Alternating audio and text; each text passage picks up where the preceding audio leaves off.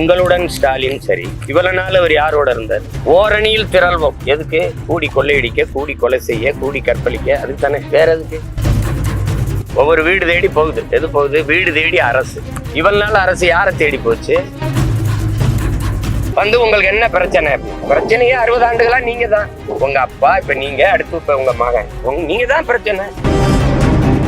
இவ்வளவு நாள் உங்களுடன் ஸ்டாலின் சரி. இவ்வளவு நாள் அவர் யாரோட இருந்தார்? இந்த கேள்விக்கு பதில் யார்கிட்ட இருக்கு? உங்ககிட்ட இருக்கா? கேள்வி எழுப்பின தம்பிட்டு இருக்கா? நீங்களே பாக்குறீங்க. இந்த சாலையில் வரும்போது பார்த்திருப்பீங்க.